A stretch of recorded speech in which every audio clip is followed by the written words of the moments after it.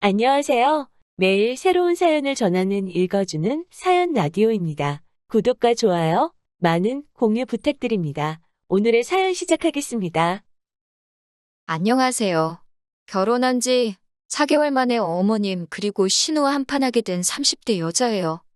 남편과는 대학생 시절 소개팅으로 만났습니다. 남편 말로는 제가 첫사랑이었다는데 그건 립서비스일 수도 있고 잘 모르겠어요. 저희는 이후로 4년을 사귀다가 헤어졌습니다. 헤어진 이유는 생각보다 단순했어요. 남편이 군대에 다녀오는 것까지 기다렸었는데 저녁 이후로 친구들하고 노는 데 빠져서 저한테 소홀해지더라고요. 저는 저대로 바로 취업을 하면서 사회생활을 시작했고 상황이 그렇다 보니 자연스럽게 헤어졌네요. 그러다 다시 만나게 된 건 둘 다 30이 넘어서입니다. 남편은 어느새 건설회사에 다니는 건실한 어른이 되어 있었고 저 역시 공기업으로 이직을 하면서 안정적인 생활을 꾸려나가고 있었지요. 남편이나 저나 생활이 어느 정도 자리를 잡은 상태에서 만나니 사귀던 시절에 좋았던 일들만 생각나고 그래서 더 빨리 또 다시 서로에게 빠져들었던 것 같아요. 이후로 8개월의 짧은 연애를 하고 결혼을 약속하게 되었지요. 서로 조건 같은 건 비슷해서 사실 결혼하는 과정에 있어서는 별 문제가 없었어요. 양가 부모님 모두 사위감이자 며느리감인 저희를 마음에 들어 하셨고 크게 요구하시는 것도 없었습니다. 다만 딱 한 번 예단 이야기가 나왔을 때 하마터면 서로 얼굴을 붉힐 뻔하긴 했어요. 사실 남편 집안이 어려운 건 아니지만 저희 친정에 비하면 여유가 있는 편은 아니었거든요. 더 구체적으로 말하자면 남편과 처음 하는 연애도 아니었으니 결혼 이야기가 나온 이후로는 현실적인 이야기를 많이 했습니다. 가정 환경이라던가 재산이라던가 그때 남편이 말하기를 어머님 아버님 다 생활력이 강하신 분들이라 지금도 일을 하고 계시기는 한데 문제는 신우랍니다. 신우가 워낙에 씀씀이가 큰데다가 또 남편과는 8살이나 차이가 나다 보니 어머님 아버님이 신우한테 워낙 오냐오냐 해주셨던 모양이에요. 그래서 어머님 아버님과 신우가 함께 사는 아파트 한 채를 제외하고 나면 사실 재산이랄 게 없답니다. 그러면서 남편이 덧붙이기를 제가 원한다면 시부모님께 부탁을 드려서라도 그 아파트를 담보로 잡고 대출을 받아서 결혼에 보태겠다대요. 하지만 솔직히 그 소리를 듣고 그래 그럼 그렇게 해서라도 대출 받아오라는 여자가 몇이나 되겠어요. 저도 당연히 손사래를 치며 됐다고 했고요. 그래도 남편이 개인적으로 모은 돈이 8천만 원 가까이 되었고 저 또한 그 정도는 가지고 있었으니 이 정도면 충분하다. 대출을 받더라도 우리 이름으로 받자. 그렇게 하기로 했네요. 그리고 이 이야기는 상견례 자리에서도 나왔어요. 양가 어른들 모두 모셔놓고 물론 구구절절 그 이유까지 말하지는 않았지만 아무튼 이렇게 둘만의 힘으로 해보기로 했다고는 말씀을 드렸지요. 그리고 그 자리에서만큼은 양가 어른들 다 기특하다, 장하다 하시며 서로 어쩜 아드님을 어쩜 따님을 이렇게 잘 키우셨냐며 서로 간의 덕담도 오갔습니다. 그런데 막상 다음 날인가 돼서 어머님께서 저에게 직접 연락을 해오셨더라고요. 어머님께서 저와 친해지고 싶다는 말로 저를 불러내셨는데 실상은 달랐습니다. 일단 용건은 간단했습니다. 그래도 결혼할 때 생략할 게 있고 하지 말아야 할 게 있는데 그중 하나가 예단이래요. 예단이라는 게 제가 어머님한테만 하는 게 아니라 남편 친척분들에게도 잘 부탁드린다고 인사를 드리는 개념인데 그걸 홀랑 빼먹으면 친척분들이 겉으로 말은 안 해도 저와 저희 부모님 흉을 볼 거라나요. 그런 이야기를 듣고 있으니 솔직히 어머님 속이 훤히 보여서 황당하기도 하고 혼이 나는 것도 같아서 기분이 안 좋았어요. 부모님 어쩌고 하시니 언짢기도 했고요. 저도 결혼 준비하면서 여기저기서 들은 바가 있었으니 그러면 예물을 해주시는 거냐 물었습니다. 예물이 나중에 살다 힘들어지면 팔아서 살림에 보태라는 뜻이라니까 이것도 해주시면 좋을 것 같다고 했지요. 그리고 패백은 남편 쪽 어른들이 용돈을 주신다던데 이것도 해야겠다고 덧붙였네요. 그랬더니 어머님께서 저를 빤히 보시더니 한동안 아무 말씀도 안 하시대요. 그리고는 그렇게 치면 빼먹을 게 하나도 없다면서 그냥 당신 말은 못 들은 거로 하랍니다. 하지만 그때 어머님 표정이 꽤나 불편하고 당황하신 게 솔직히 제가 이렇게 나올 줄 모르셨던 것 같아요. 고분고분하니 당신 말대로 할 줄 아셨던 건지 그리고 바보같이 보일지도 모르겠지만 저는 남편에게 어머님이 이런 이야기를 하셨다는 말을 전하지 않았어요. 어머님께서 만난 자리에서 바로 당신 말씀을 거두어 들이시기도 했고, 좋은 일 앞두고 이미 해결된 일을 남편한테 말해봤자 제가 어머님을 험담하는 것처럼 보일까 걱정이 되었으니까요. 하지만 결혼식을 올리고 이후에 어머님이 보여주시기 시작한 언행에 비하면 예단 이야기는 애교에 가까웠더라고요. 저희 어머님은 한마디로 경우가 없으신 분이었습니다. 예단 이야기 때 너무 순순히 물러나시길래 그냥 생각이 좀 짧고 단순하신 분이구나, 그렇게만 생각했지. 시댁과 저희 집은 차로 30분이 채 걸리지 않는 곳에 있습니다. 일부러 그렇게 가까운 곳에 구한 것은 아니었고, 서울이라고 해봤자 땅덩어리 자체가 작잖아요. 그 와중에 좀 저렴한 곳으로 알아보다 보니 경기권에 있는 시댁하고 그렇게 멀어지질 못했어요. 그래도 차로 30분이니 대중교통으론 1시간 가까이 걸렸고, 어머님 아버님께서는 차가 없으시거든요. 꼭 그래서는 아니지만 아무튼 거리가 가깝다고 해서 별 걱정은 안 했어요. 그런데 이게 웬걸, 지하철에서 버스로 갈아타는 수고를 하시면서까지 어머님은 저희 집에 수시로 오기 시작하셨습니다. 별다른 이유가 있어서 오시는 것도 아니고 그냥 심심해서 왔다던가 궁금해서 왔다던가. 사실 처음엔 그래도 출발하기 전에 미리 연락은 주셨어요. 그런데 제가 몇 번인가 못 오시게 한 적이 있거든요. 남편이랑 저랑 야근을 한다던가 주말에 선약이 있다던가 그럴 때요. 그러자 이제는 거절 잘 못하는 성격인 남편한테 먼저 연락을 하신다던가 아예 연락 없이 오시더군요. 문제는 남편이나 저나 집돌이 집순이다 보니 어머님이 연락 없이 오시기라도 하면 무방비로 당했던 거지요. 막말로 어머님이 언제 오실 줄 알고 맨날 내 집 놔두고 다른 데 가 있을 수도 없잖아요. 100번 양보해서 오시는 거 그럴 수 있다 칩니다. 하지만 오셨으면 그냥 저희랑 밥 한 끼 맛있게 드시고 커피 한 잔 하고 가시면 되잖아요. 그런데 그게 아니고 그렇게 시시콜콜한 것까지 잔소리를 하세요. 시작은 냉장고부터입니다. 저희는 둘이 살기도 하고 식사 대부분을 회사에서 하다 보니 집에서 밥해 먹을 일이 많이 없어요. 그나마도 저는 요리하는 걸 안 좋아하고 남편은 좋아해서 이따금씩 남편이 음식을 하고요. 그래서 집안일을 분담할 때도 제가 청소와 빨래를 맡았고 남편이 요리와 설거지를 합니다. 쓰레기를 버리거나 재활용하는 건 남편이나 저나 하게 되는 사람이 하는 거고요. 그런데 처음에 어머님께서 냉장고를 열어보시더니 이게 뭐냐면서 이게 사람 사는 집이냐고 저한테 뭐라고 하시더라고요.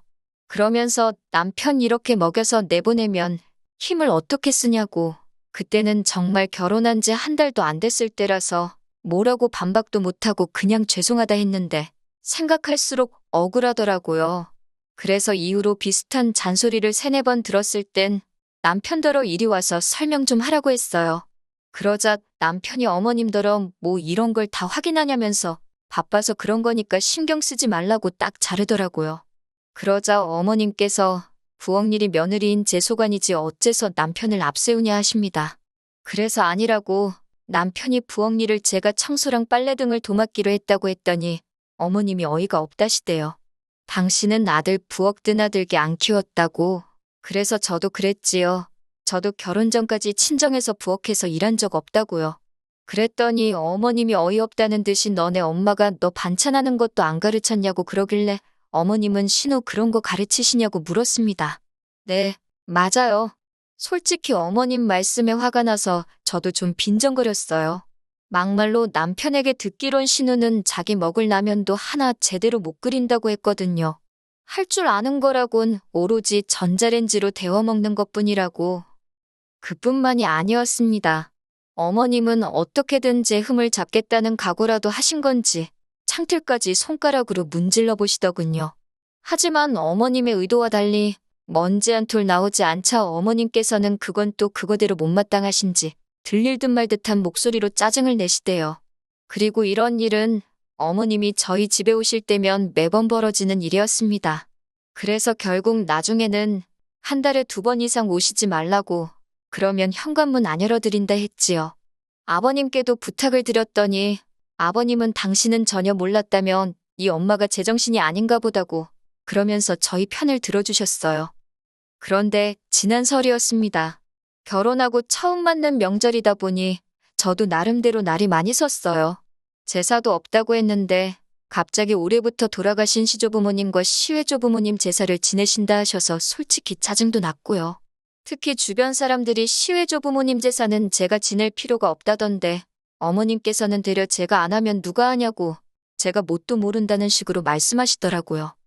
명절 전날부터 시댁에 내려가 만두 빚고 8종류의 전을 하고 그 밖에도 무슨 아버님이 좋아하시는 음식, 신우가 잘 먹는 식혜, 어머님의 진두지 위아래 거의 저 혼자 별걸 다 만들었어요. 친정에서는 이런 일이 있지도 않고 정말 어쩌다 한 번 이따금씩 만두 정도는 빚곤 했는데 그래도 누구 하나 따로 노는 사람 없이 다 같이 보내는 시간이었거든요. 그런데 시댁에서는 정말 저 혼자 하다시피 했네요. 특히 만두라도 같이 빚겠다는 남편을 어머님이 기어이 밖으로 내보내시는 걸 보고는 정말 스트레스가 올라오더라니까요. 그래도 천명절이었던 만큼 가슴에 참을인자를 새기며 무사히 고비를 넘겼습니다. 이튿날 아침에는 다 같이 모여 식사를 했지요. 신우는 자기는 딸이니까 제사랑 상관없지 않냐면서 전날부터 코빼기도 보이지도 않더니 아침에도 집에 안 들어왔는지 안 보였고 결국 아니나 다를까 저 혼자 설거지하는 신세가 되었어요. 그런데 그때 어머님께서 갑자기 분주해지시더니 냉장고 정리를 시작하시는 겁니다. 그러면서 설거지거리가 계속해서 나오기 시작하대요. 심지어 몇몇 반찬통은 열기가 무섭게 싱크대에서 설거지를 하고 있던 저도 맡을 만큼 고약한 냄새가 났는데 그래도 기어이 안 상한 거라며 저더러 맛을 보라는 식이셨어요. 당연히 맛은 안 봤고 견디다 못한 제가 큰 소리로 남편을 불렀습니다. 남편더러 와서 이 음식 썩었나 좀 먹어보라고요. 그러자 어머님이 화들짝 놀라시더니 이건 너랑 나랑 먹어보면 아는 걸 뭐하러 당신 아들까지 부르느냐고. 그래서 그러면 어머님이 직접 드셔보시라고 전 안 주셔도 된다고 정색을 하면서 말했어요. 그제서야 어머님이 좀 애매하다 싶은 것도 그냥 버리시더라고요. 설거지는 설거지대로 얼마나 많이 나오던지 결국 또 다시 남편을 불렀습니다. 저희 남편이 알아서는 못하는데 부르고 시키면 그건 또 잘 따라요. 또다시 남편이 불이 나게 부엌으로 오자 어머님께서는 저더러 지 남편 편하게 쉬는 꼴을 못 본다고 기어이 한 소리 하시대요. 그래서 저도 에라 모르겠다 생각하고 어머님도 저 편하게 쉬는 꼴을 못 보시나 보다고 그랬어요. 그제서야 상황 돌아가는 걸 눈치챈 남편이 왜 그러냐면서 제 손에서 고무장갑을 가져갔고 저도 순순히 내주고 거실로 나와 아버님 옆에 앉았습니다. 아버님께서는 이 모든 상황이 당신과는 상관없다 생각하셨는지 계속 킬킬거리며 웃고만 계셨는데 적어도 어머님 편은 안 드시니 기분은 안 나쁘대요. 그런데 그때였습니다. 현관문 열리는 소리와 함께 신호가 들어오더라고요. 꼬락서니가 어디서 술을 얼마나 먹었는지 머리는 다 풀어헤치고 옷차림은 또 얼마나 지저분하던지 그건 그렇고 어쨌든 신우도 눈치가 있을 거 아니에요. 어머님께서 식탁 의자에서 씩씩거리고 계시지 아버님은 뭐 금세 TV로 관심이 옮겨갔고 남편은 설거지하고 있지 저는 저대로 거실에 나와 있지. 신우가 무슨 일 있었냐고 어머님께 묻자 어머님께서는 네 새언니가 아주 말 한마디를 안 진다면서 신우한테다 대고 방금 전까지 있었던 일을 미주알고주알 다 말씀하시더라고요. 그러자 신우가 지 딴에는 어머님 편 들어준다고 한 거겠지만 저한테 다가오더니 자기 좀 보잡니다. 어이가 없어서 할 말 있으면 여기서 하라니까 시댁에 왔으면 며느리가 일을 하는 게 당연하지 놀 거면 뭐하러 오냐고 그래요. 그러면서 오빠가 설거지하고 있으니까 언니는 저기 화장실 가서 변기 좀 닦으랍니다. 어이가 없어서 신우를 빤히 쳐다보니까 아니 시부모님 쓰시는 변기도 못 닦겠다 이거냐며 괜히 지가 목소리를 높이더라고요. 사실 어제 시댁에 도착하자마자 화장실에 갔다가 저 기절하는 줄 알았어요. 아버님이 변기를 안 올리고 소변을 보시는 건지 앉으면 엉덩이 닿는 데 있잖아요. 거기에 샛노랗게 오줌방울 자국이 막 있더라고요. 진짜 비위가 상했는데 저도 써야 하니 어쩌겠어요. 대충 제가 물 청소하고 썼지요. 그런데 아침 식사 전에도 가보니까 또 그런 게 아니겠어요? 신우도 뻔히 그걸 알면서 저더러 그 변기를 닦으라고 하는 거니 제가 얼마나 화가 나던지요. 그런데 그때 부엌에서 남편이야. 너 미쳤냐 그러면서 고무장갑을 내팽개치고 거실로 나오대요. 어머님도 그런 남편에게 놀라셨는지 너 왜 동생한테 그러냐고 소리를 치시고.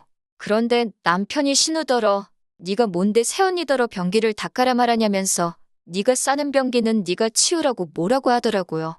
그제서야 아버님께서도 남편더러 그래도 그렇지 부모 앞에서 큰 소리를 내느냐고 한마디 하셨는데 그러자 남편이 정말 자기 창피하게 왜 그러냐면서 왜들 이렇게 경우가 없냐고.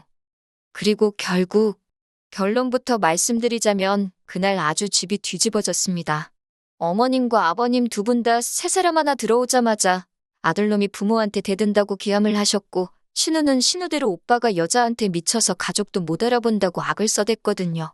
저는 솔직히 너무 억울하고 동시에 남편한테 미안하기도 하고 어머님 아버님이 이해가 안 되고 결혼한 지 4개월 만에 이런 일이 생길 거라고 누가 상상이나 했겠어요? 결국 저희는 난장판이 된 시댁을 뒤로하고 친정으로 향했습니다. 무슨 일이 있었는지 짐작도 못하셨던 그리고 모르셨던 친정 부모님께선 명절 당일에 올 거라곤 기대도 안 하셨다며 너무 좋아하시더라고요.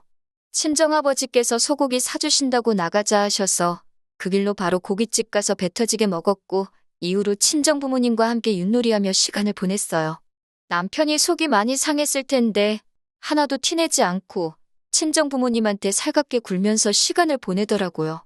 그 모습을 보고 있으니 내가 시댁에서 좀 참을 걸 그랬나 싶고 그래서 그날 밤 자려고 누워서 남편에게 미안하다 했어요. 내가 너무 유난을 떨었나 보다고 그냥 좀 참고 어머님 기분에 맞춰드릴 걸. 그러자 남편이 대번에 하는 말이 그건 아니랍니다. 장인 장모님은 절대 선을 넘는 법이 없으신데 어머님이나 신우는 도를 지나쳐도 한참을 지나쳤다면서 그러면서 앞으로도 혹시나 자기 가족들이 저에게 실수를 하면 무조건 자기한테 이야기하랍니다. 자기는 무조건 제 편이라면서요. 누가 그러더라고요. 아무리 시댁에서 누가 뭐라고 짓거려도 남편 하나만 단단히 붙들고 살면 무서울 거 하나 없다고. 그런데 정말 그 말이 맞는 것 같아요. 무조건 제 편일 거란 남편 말 한마디에도 크게 의지가 되고 힘이 나더라니까요.